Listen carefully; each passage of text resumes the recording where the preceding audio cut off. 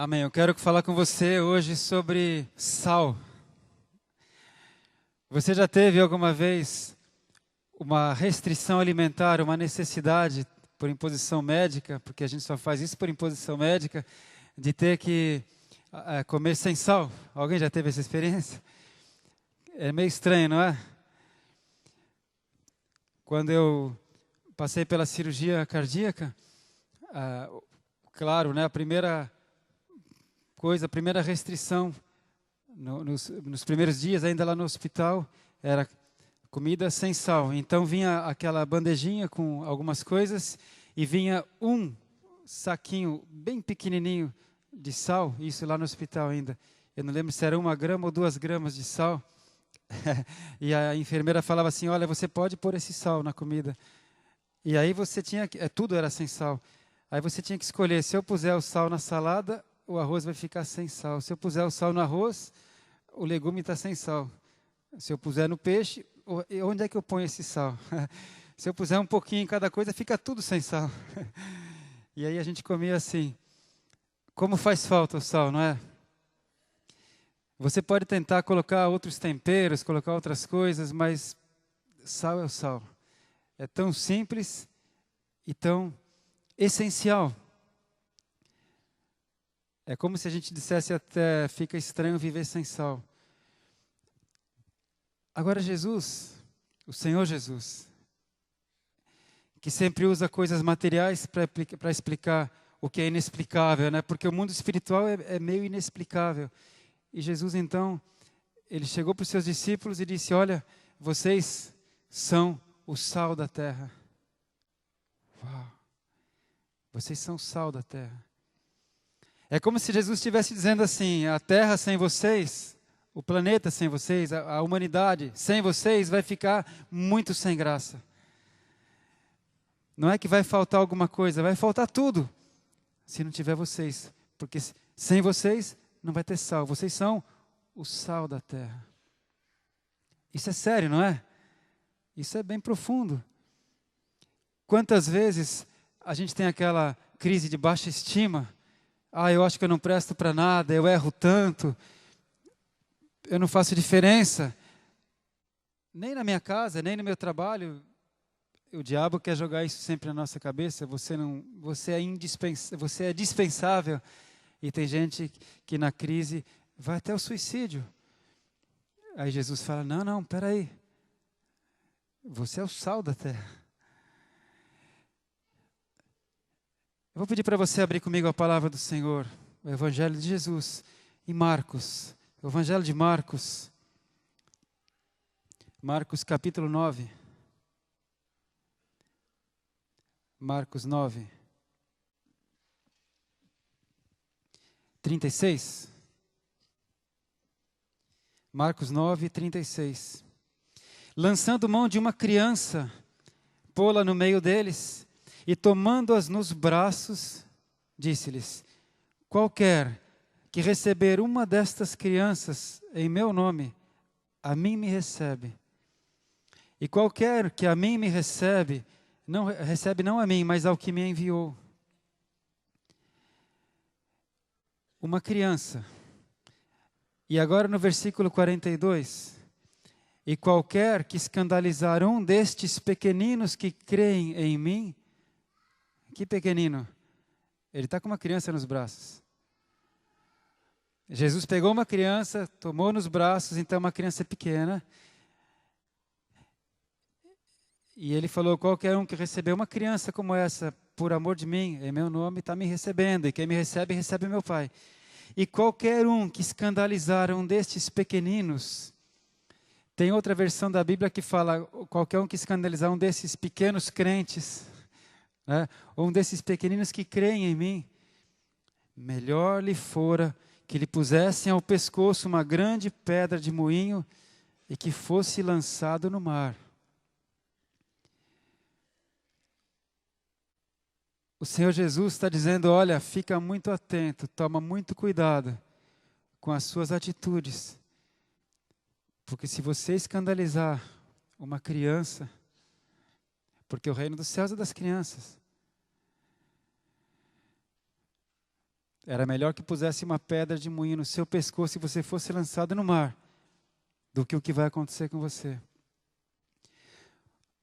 Outro dia, vendo um programa na televisão, falava de um caso horrível. Tem alguns canais que mostram essas coisas horríveis. Na verdade, não fui eu que vi, foi a minha esposa. Eu não consigo, de verdade, ter tempo para ver televisão. E aí a minha esposa falou, olha, falava de um homem, um jovem homem, condenado à prisão perpétua, porque matou o pai e alguns anos depois matou a mãe. Mas aí conta a história desse jovem homem condenado à prisão perpétua nos Estados Unidos. Porque o seu pai, o pai dele, era um desequilibrado, era alcoólatra, batia muito na mãe, judiava da irmã dele, abusava sexualmente da irmã dele, ameaçava esse jovem com um revólver, fazia tipo roleta russa com revólver, enquanto ele era criança. E esse jovem, essa criança, cresceu com esse terror em casa, desse pai. E quando ele se tornou um jovem, 17 anos, ele se vingou. Ele matou o pai. A sua irmã já tinha se tornado homossexual. Ela foi abusada pelo pai, ela se tornou homossexual. Ele levou a irmã para ajudar a esconder o corpo do homem, do pai. Que história de terror estou contando. No país de primeiro mundo. Depois que ele fez isso, conseguiu esconder o corpo por muitos anos, ninguém ficou sabendo. O pai já era alcoólatra, de vez em quando sumia de casa, foi dado como desaparecido. Tempos depois, a mãe dele, um dia falou para ele, tenho saudade do seu pai. E ele falou, mas como? Que absurdo, como você tem saudade daquele homem? Não, mas antes dele ser daquele jeito, ele era um homem bom e eu me apaixonei por ele. E casei, e tive vocês. E esse jovem, agora um jovem homem já, ele ficou tão indignado, como que a minha mãe pode sentir alguma coisa por aquele homem, que era o pai dele. E ele pegou no pescoço dela e falou, não é possível, você tem que acordar, você não pode ser assim, você tem que acordar, você tem que lembrar o que ele te fez. E quando ele percebeu, a mãe já estava sem respirar e ele matou a mãe. De novo pediu para a irmã ajudar a esconder o corpo. Bom, acabou sendo descoberto, ele acabou pegando prisão perpétua, a irmã pegou uma pena bem menor porque ela só foi cúmplice. E a vida daquela família foi desgraçada, a vida daquele filho foi destruída, a vida daquela filha foi destruída por causa de um homem que escandalizou uma criança. A gente chegou ali. Quando Jesus fala alguma coisa na Bíblia, irmão, ele está falando muito sério. A gente não leva Jesus a sério. A gente lê essas coisas e continua vivendo do mesmo jeito. Irmão, como tem pedofilia hoje em dia? Como tem gente abusando de criança? Como tem gente dando bebida para criança? Como tem gente oferecendo cigarro para criança? Não é? E Jesus fala, olha, qualquer um que te escandalizar, e essa palavra escandalizar, lá no grego, por que a gente fala às vezes do grego e do hebraico? Porque os idiomas têm palavras que têm um significado às vezes mais amplo. E essa palavra escandalizar é fazer tropeçar, ou levar a pecar. E Jesus fala, ai daquele que levar uma criança a tropeçar, porque o reino dos céus é dele, estava programado isso para ele. Se ele fosse criado com justiça, com alegria, se ele fosse criado nos caminhos do Senhor, ele ia ser um homem de Deus, ele ia ser um evangelista, ia ser um bom governador, ia ser um grande médico, mas a vida dele foi destruída por causa de alguém. Ai desse que fizer tropeçar um desses pequenos crentes. Irmão, porque quando a criança é pequena, ela é crente, não é? A criança, ela pequena, ela crê em Jesus. Quem aqui não tem um filho ou um neto, uma filhinha, uma netinha, e já teve experiência? Às vezes você está com uma dor de cabeça e fala, ai, estou com uma dor de cabeça, e o filhinho fala, ora pai, pede para Jesus, não é? Tem alguns aqui, que eu já sei do testemunho, que a criança mesmo fala, vem cá mamãe, deixa que eu oro por você. E olha que a pessoa é curada. E é mesmo. As crianças são crentes. Por que a gente teve tanto trabalho para aceitar Jesus? Porque depois que a gente perdeu a inocência, a gente conviveu com gente. Conviveu com gente que não crê em Jesus.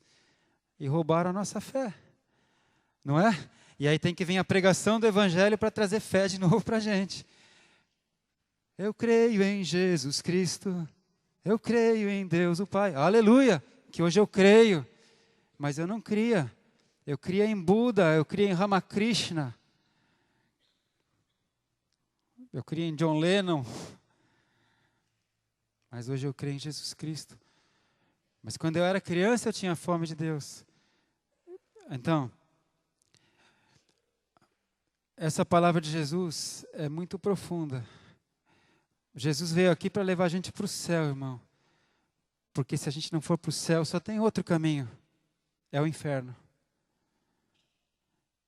Ah, no século 21 você vai falar de céu e inferno, irmão. É melhor você ouvir sobre isso agora, porque depois não vai ter jeito.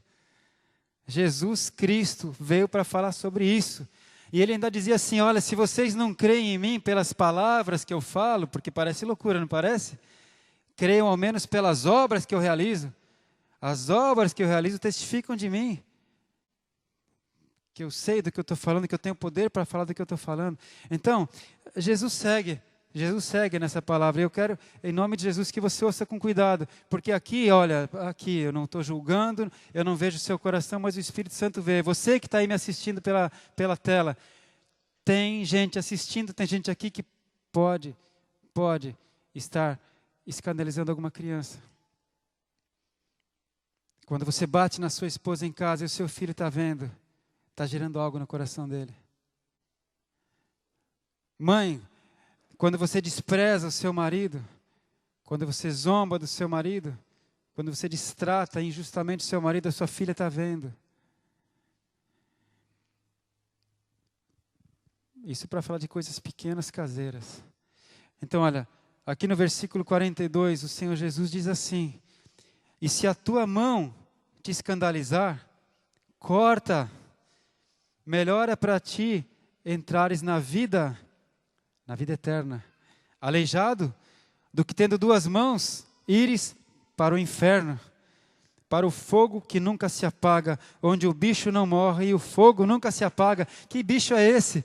Jesus fala, esse bicho é verme, né? Outras palavras fala verme. É um tipo de verme que come cadáver. Essa palavra aqui, essa palavra que foi colocada aqui no grego, é um verme que come o cadáver. É feio isso, né? Jesus falava umas coisas pesadas, né? Se você não for para a vida eterna, você vai para o inferno. No inferno, o fogo nunca se apaga e o verme nunca acaba. Ou seja, o que Jesus está tentando dizer? É um lugar de tormento eterno. Nunca se apaga, irmão, nunca em português quer dizer nunca. Para sempre. É muito terrível. Então, o que Jesus está tentando explicar para a gente? Se o teu corpo está te escandalizando, se por causa do seu corpo, se a tua mão está fazendo você pecar, né? Se você rouba, se você abusa sexualmente, se a tua mão está te fazendo pecar, corta. Seja radical. É claro que a gente entende, né, que ele não está falando uma coisa física. Lá no Islã eles fazem fisicamente, né? No Islã, se alguém rouba, eles cortam a mão direita. Por que a direita? Porque eles comem com a mão direita, eles fazem as coisas limpas com a mão direita e as coisas imundas eles fazem com a mão esquerda. Coisas imundas é o que você pode imaginar mesmo. Então eles só comem com a mão direita. E aquele que rouba, a sua mão direita é cortada. Isso no Islã. Mas aqui Jesus está dizendo, então, a respeito de vida eterna e inferno. Ainda bem que depois que eu ouvi essa palavra tão pesada aí que o apóstolo está falando, eu vou poder ir para casa, eu vou comer meu almoço gostoso de domingo, eu posso assistir meu joguinho de futebol à tarde, e está tudo bem, esse negócio aí é só coisa da Bíblia. Será? O versículo 45, Jesus continua. E se o teu pé te escandalizar, corta-o. Melhor é para ti entrares coxo na vida, do que tendo 2 pés, seres lançado no inferno, no fogo que nunca se apaga, onde o bicho não morre e o fogo nunca se apaga. E se teu olho te escandalizar, lança-o fora. Melhor é para ti entrares no reino de Deus com um olho só, do que tendo 2 olhos ser lançado no fogo do inferno, onde o seu bicho não morre e o fogo nunca se apaga. Amém, irmãos? Eu tenho certeza que é muito melhor ouvir palavras duras como essas aqui, enquanto eu tenho escolhas. O profeta Isaías fala assim: buscai o Senhor enquanto se pode achar, e invocai-o enquanto está perto. A palavra fala: quando você ouvir a voz do Senhor, não endureça o seu coração. Então esse é o tempo. Do que Jesus está falando para nós? Se alguém escandalizar um desses pequeninos, é melhor que você se cuide, porque senão você vai para o inferno. Amém, irmãos? Agora vamos dar uma olhadinha no versículo 38, que eu pulei o 38, não foi? Eu pulei o 38 só para a gente ver o contexto, que Jesus ainda estava com uma criança no colo.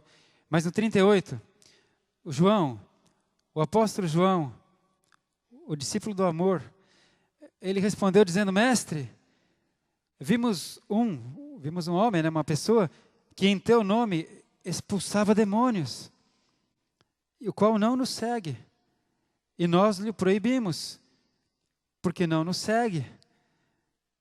Não é um de nós. E está aí, expulsando demônio. A gente proibiu ele. E Jesus, porém, disse: não lhe proibais, porque ninguém há que faça milagre em meu nome e possa logo falar mal de mim. Porque quem não é contra nós, é por nós. Aleluia! Você viu só como os discípulos ainda estavam com um pensamento um pouco pequeno, um pouco restrito, né?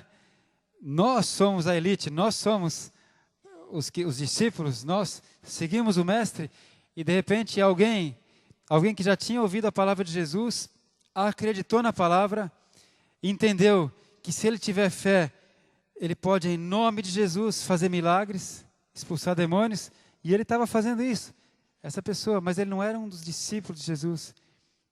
E os discípulos proibiram aquele homem. Como você está fazendo isso se você não é um de nós? E aí Jesus dá mais uma lição para nós, irmãos.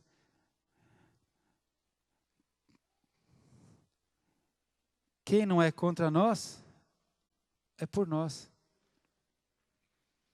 E aqui fala de guerra, hein? Não fala? Ou alguém é contra mim, ou alguém é a favor de mim, se eu estou com Cristo. Mas a grande lição, a grande bênção aqui,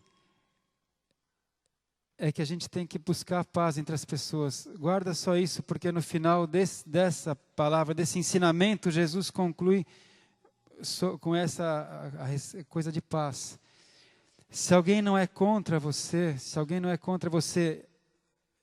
você está em nome de Cristo, você está agindo em nome de Cristo, está tentando ser reto, está tentando ser justo, está tentando ser bom. Quantas vezes você já foi ridicularizado por tentar ser santo? Já aconteceu isso com você? Aconteceu com alguém? Já aconteceu comigo.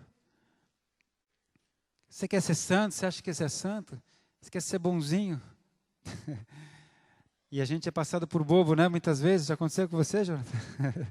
Entre os amigos? Você é bobo. Que negócio é esse? Vou para a balada, meu. Você não sabe o que está perdendo. Você passa por bobo. A gente não é bobo, não.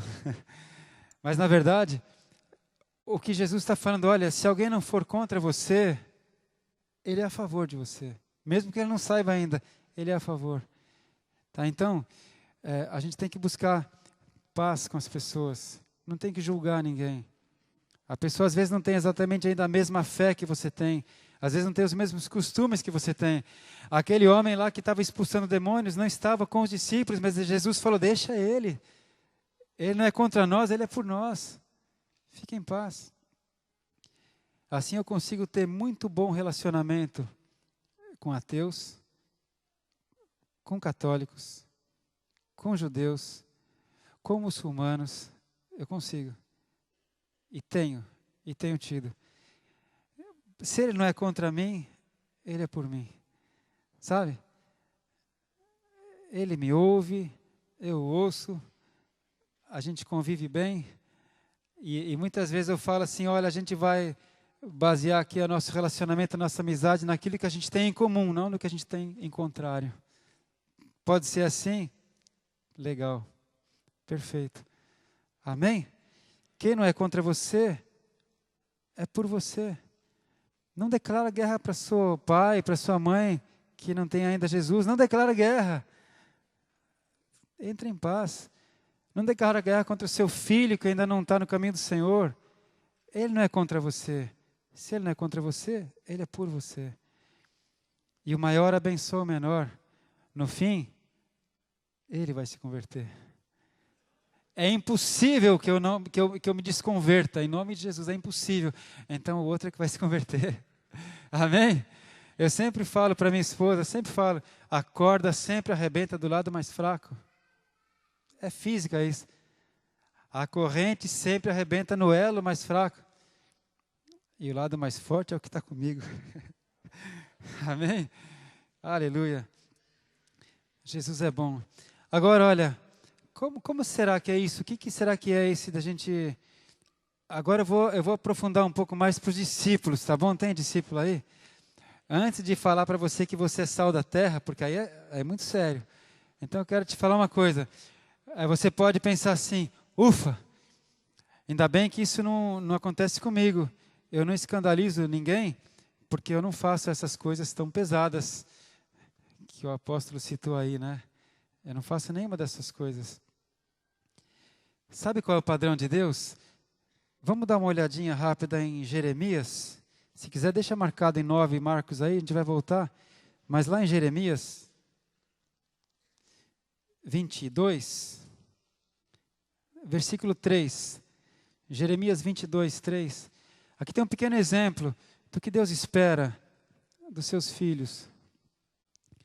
Jeremias 22, 3. Assim diz o Senhor, exercei o juízo e a justiça, e livrai o expoliado da mão do opressor. Não oprimais ao estrangeiro, nem ao órfão, nem à viúva.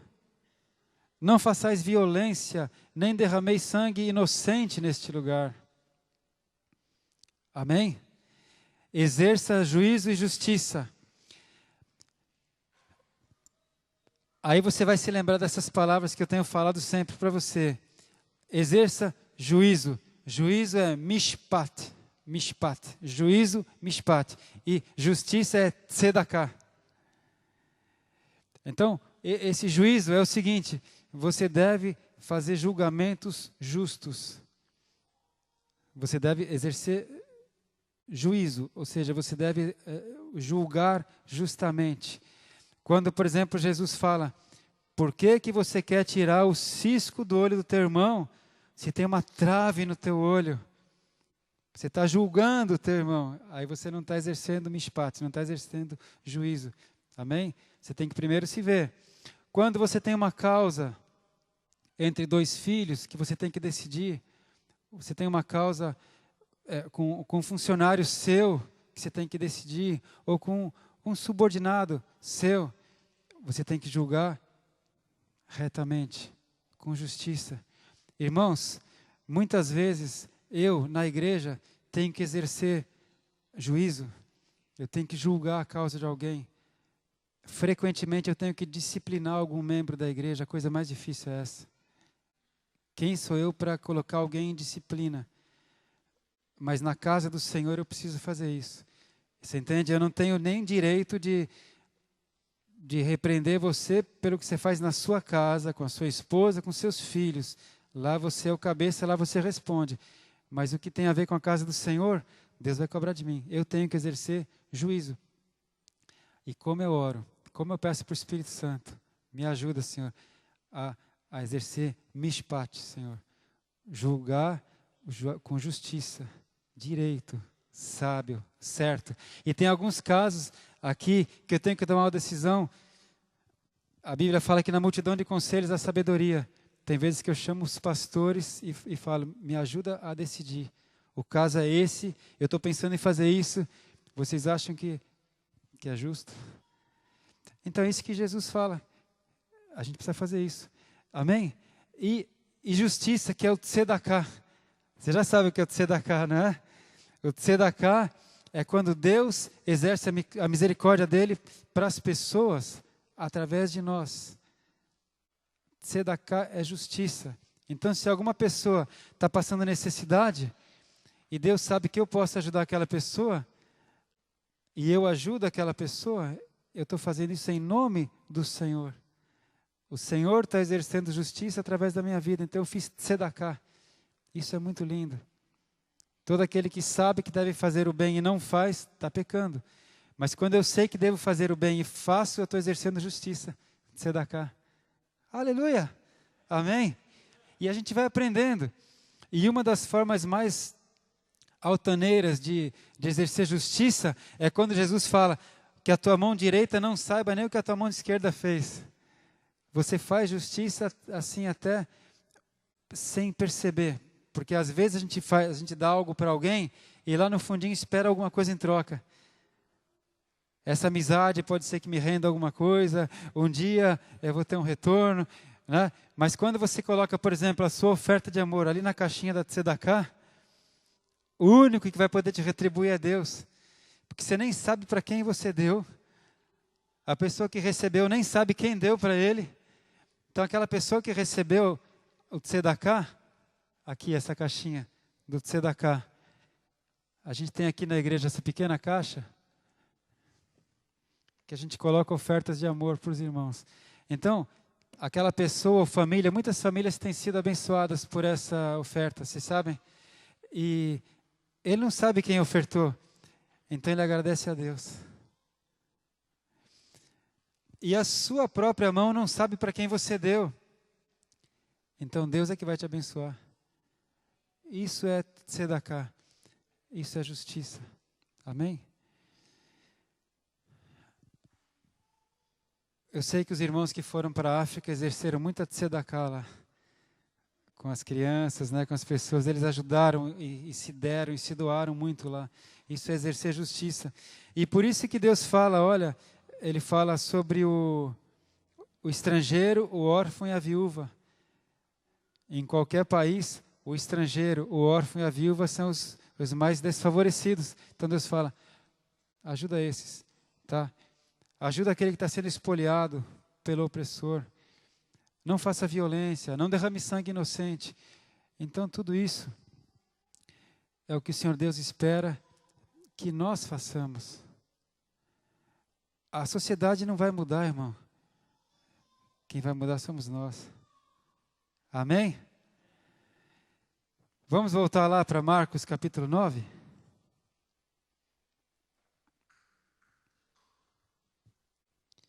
Marcos 9. Então, uma vez que Jesus já falou bem sério,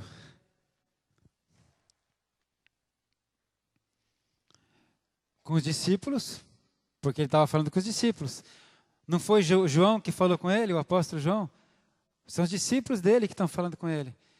Depois que Jesus deixou claro para nós, discípulos do século 21, que existe reino de Deus, existe vida eterna e existe inferno. Jesus fala que assim como foi nos dias de Noé, Jesus disse, As pessoas estavam comendo, estavam trabalhando, estavam se casando, de repente, veio o dilúvio. Jesus diz, assim como nos dias de Noé, vai ser o arrebatamento. O arrebatamento é quando Jesus Cristo voltar e levar a igreja. E já está falando de loucura de novo. Não sou eu que estou falando, irmão. É a palavra de Deus. Quando Jesus voltar, e a Bíblia fala cerca de 100 vezes que Jesus vai voltar a segunda vez. Quando ele voltar, ele vai levar a sua igreja. Isso é justo. Afinal, se ele falou que quem crê vai para a vida eterna e a vida eterna não é aqui, então a gente tem que partir para algum lugar. E ele vem para nos buscar. Amém? Ele falou, é necessário que eu vá para que o Espírito Santo venha, mas não fiquem tristes, porque quando eu for e vos preparar lugar, eu voltarei para vos buscar. Porque a minha vontade é que onde eu estiver, vocês estejam comigo. Na casa do meu pai tem muitas moradas, eu vou preparar lugar para vocês. Ele vai voltar. Ele vai voltar. E quando ele voltar, vai haver o arrebatamento, né? E a igreja vai subir com ele. Isso é vida eterna. Mas quem não for, vai passar por julgamento. E do julgamento, pode ir para o inferno. Isso é muito sério. E quais são as coisas que podem atrapalhar a minha ida para o céu? Se eu for motivo de tropeço, motivo de escândalo, se a minha vida fizer alguém pecar. Então eu devo viver uma vida reta, justa, com julgamentos justos, exercendo justiça, ajudando o desfavorecido. E aí então Jesus fala, no versículo 49, sabe por que eu falo isso para vocês? Porque cada um de vós será salgado com fogo, e cada sacrifício será salgado com sal. Bom é o sal, mas se o sal se tornar insulso ou insonso, ou sem sabor, com que o adubareis? Tende sal em vós mesmos e paz uns com os outros. Tende sal em vós mesmos, isto é, fiquem em paz uns com os outros. Então, finalmente, Jesus fala que cada um de nós vai ser salgado com fogo, e o seu sacrifício vai ser salgado com sal. Que coisa é essa? Como assim? O sacrifício vai ser salgado com sal? Eu quero ler com você Levítico 2,13. Você consegue chegar rapidinho em Levítico 2,13? Por que Jesus está falando de sacrifício e de sal? Levítico 2:13.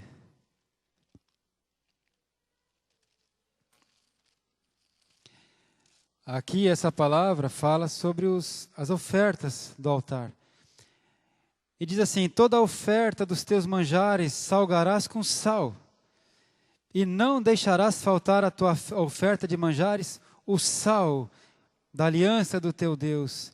Em toda a tua oferta oferecerás sal. Então, na direção que Deus havia dado para o povo de Israel, em toda a oferta que eles punham, eles tinham que colocar sal na oferta. Amém? Jesus está falando para os discípulos eram judeus nessa altura, então eles entendiam das ofertas, e toda oferta tinha que ser salgada com sal. E agora Jesus vem e fala para eles, porque cada um de vocês vai ser salgado com fogo, e cada sacrifício vai ser salgado com sal. Cada um de vocês. Cada sacrifício vai ser salgado com sal. Você sabia? Hoje, a gente não tem mais no nosso altar um lugar para queimar sacrifícios, holocaustos. Porque Jesus Cristo foi o sacrifício único e suficiente. Morreu por nós. Deus não precisa mais de sacrifícios. O Cordeiro de Deus já foi sacrificado e tirou o pecado do mundo. Amém? Agora, aonde está o sacrifício?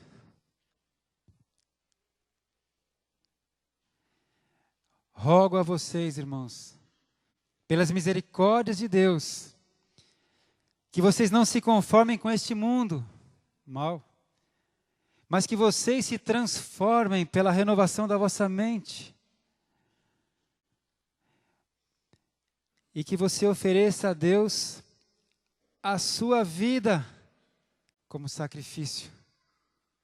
Para que você ofereça a Deus a sua vida como sacrifício santo, puro e agradável ao Senhor.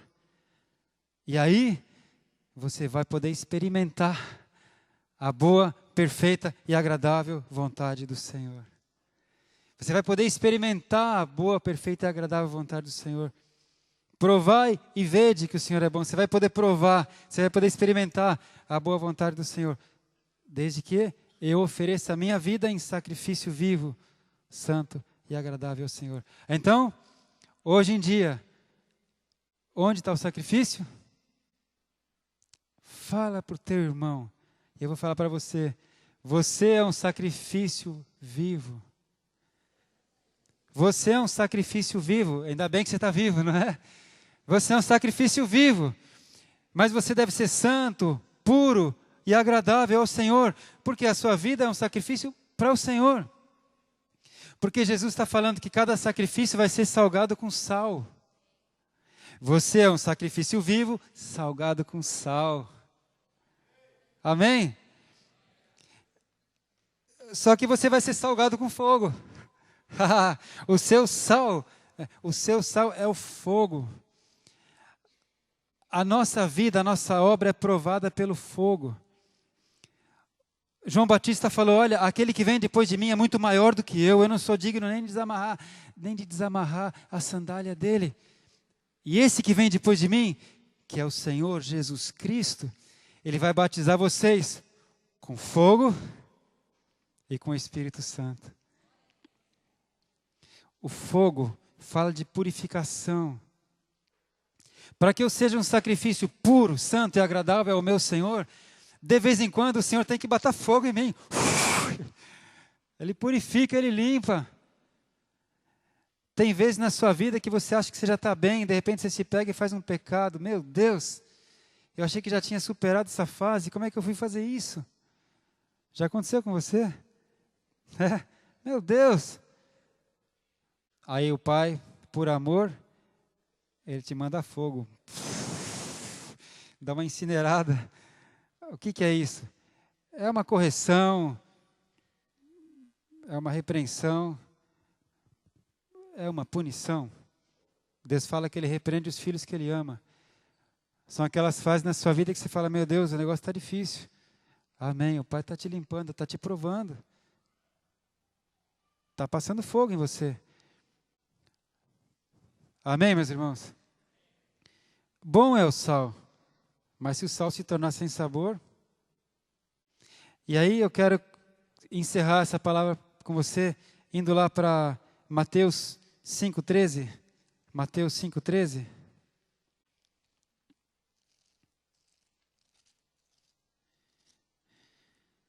Aleluia. Vós sois o sal da terra. Lembra do começo da palavra?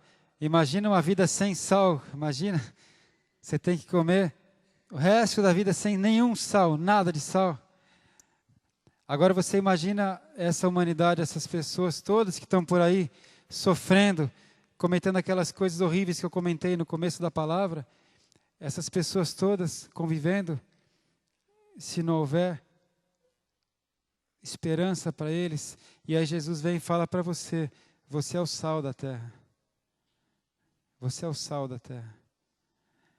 Fala para o teu irmão do lado, você é o sal da terra. Você é o sal.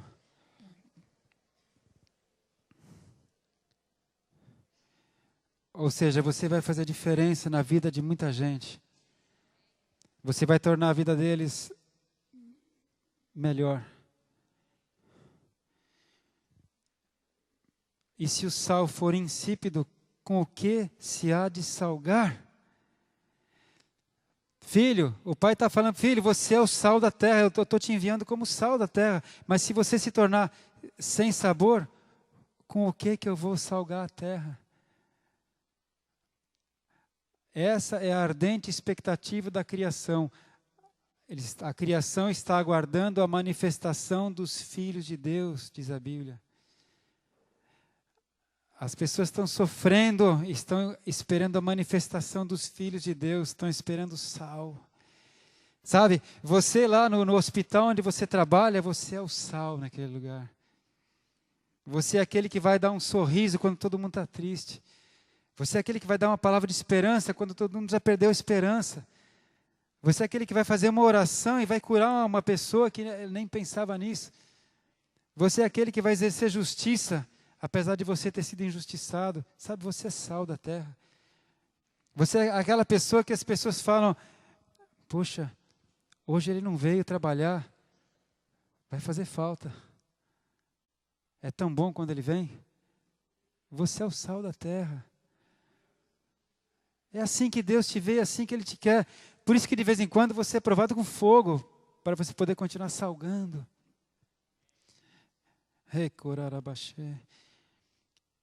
Se o sal se tornar insípido, com que vai se salgar?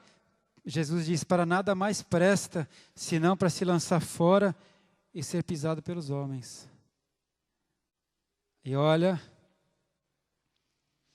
quando uma pessoa é crente, é abençoador, se torna referência.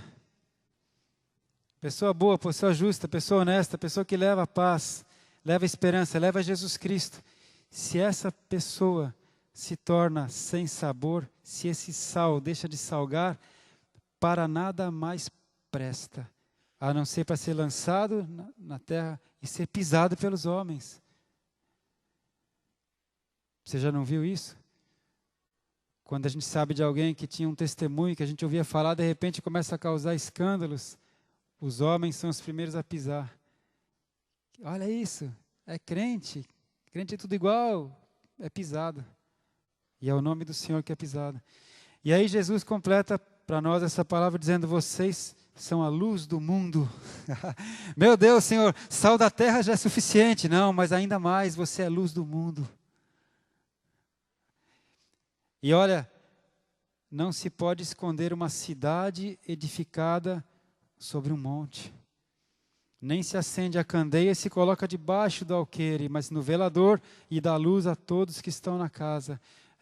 Isso é bênção, né? Quando acaba a luz em casa e a gente tem uma vela só, já passei por isso. Às vezes não estava preparado para a falta de luz. Lá em Moçambique a gente fica preparado. Acabou a luz com vocês lá?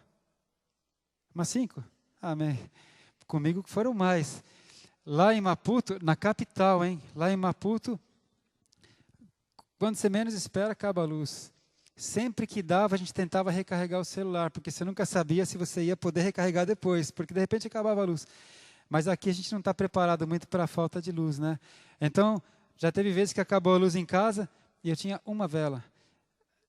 E aí você põe aqui, não está bom, põe ali, não está bom, põe em cima do fogão, você põe em cima da geladeira.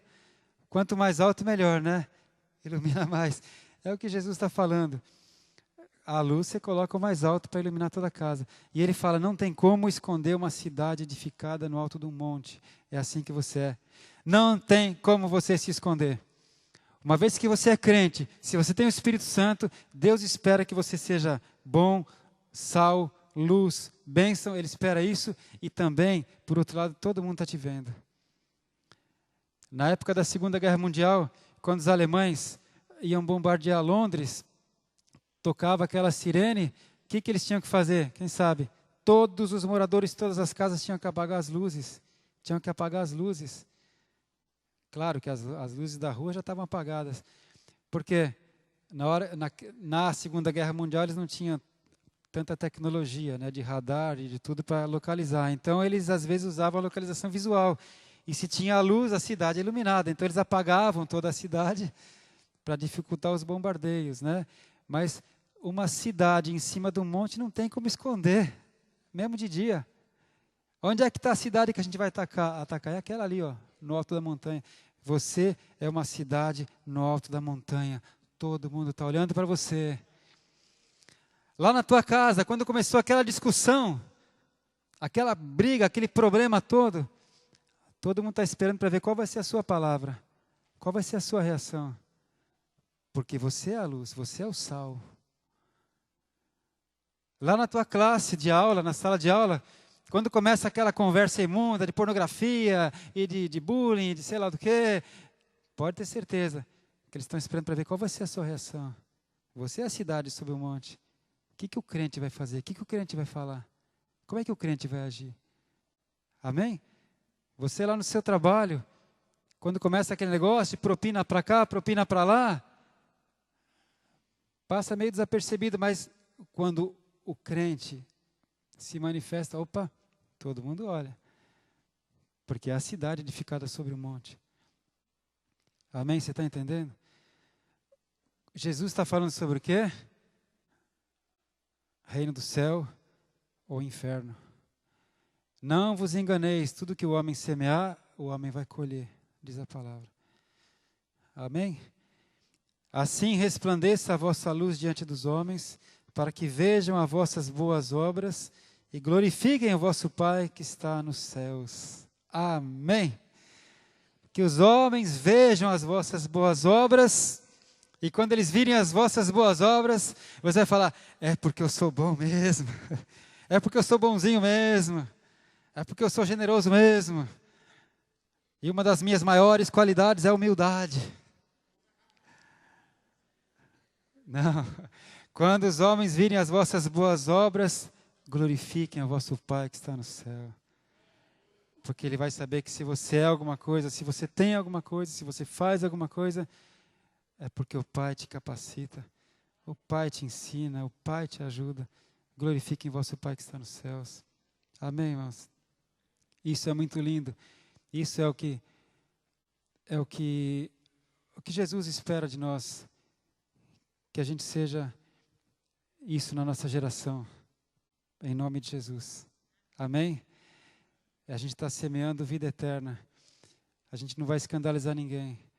A gente vai procurar ajudar, vai procurar abençoar. Em nome de Jesus. Quero fazer uma oração com você, para que essa palavra produza fé no seu coração. Para que você aceite e decida ser sal. Sabendo que o seu sal vai ser provado com fogo. A vida cristã não é fácil, irmãos. Sabe por que não é fácil? Porque o mundo não é fácil. Quando eu estiver lá na casa do meu Pai, no reino dos céus, na eternidade, a Bíblia fala que não vai haver choro, não vai haver pranto, lá não vai haver ranger de dentes, lá não vai haver tristeza nem dor. A vida cristã lá não vai ser difícil.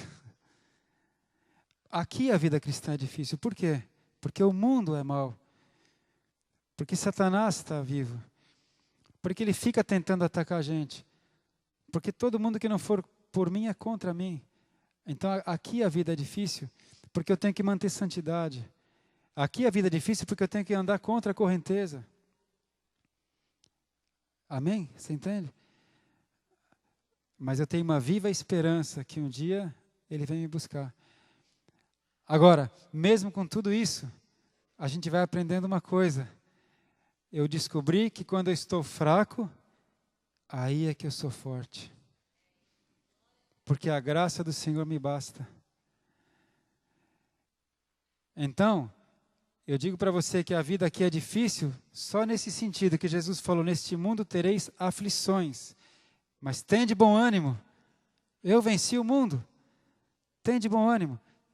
Então, é difícil só no sentido de que eu vou ter que lutar pela minha santidade, eu vou ter que lutar para me manter justo, íntegro e bom, eu vou ter que me esforçar para continuar sendo sal da terra, é só nesse sentido que é difícil, mas posso te afirmar, que se você crê, você vai comer o melhor dessa terra. Ele é nosso ajudador.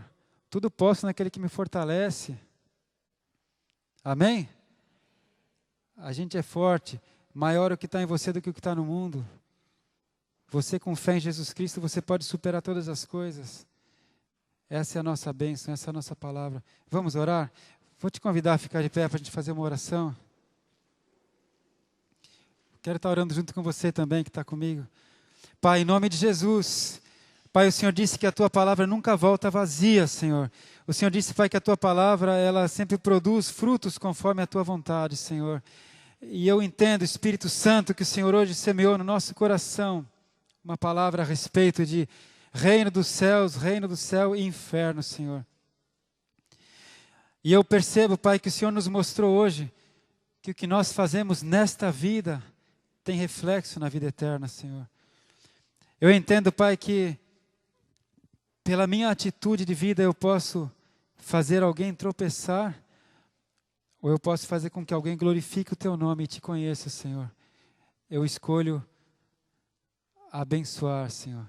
Eu escolho que a minha vida possa levar outros a Te conhecerem e Te glorificarem, Senhor. Por isso eu peço em nome de Jesus, Espírito Santo, que o Senhor nos ajude agora. Prova a nossa oferta com fogo, Senhor. Prova o nosso sacrifício, que é a nossa própria vida, com Teu fogo purificador, Senhor.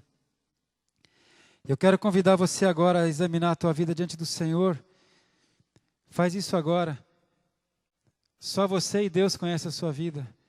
Se você tem alguma coisa que você tem feito em casa ou no trabalho, ou deixado de fazer, e você sabe que aí você não tem sido correto, esse é um bom momento para você pedir perdão para Deus.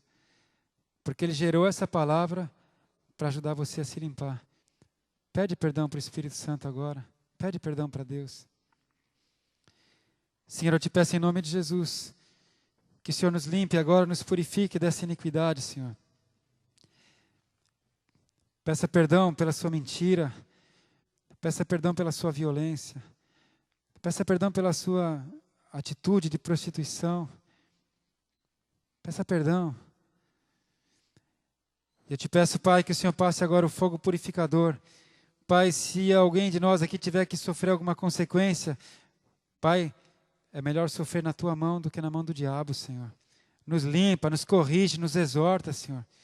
O Espírito Santo, eu peço que o Senhor dê força para cada um, para aguentar a Tua correção, a Tua repreensão, que o Espírito Santo te fortaleça para você passar pela tua dificuldade. Mas eu profetizo em nome de Jesus que você vai sair melhor da tua dificuldade, você vai sair mais purificado, você vai sair melhor.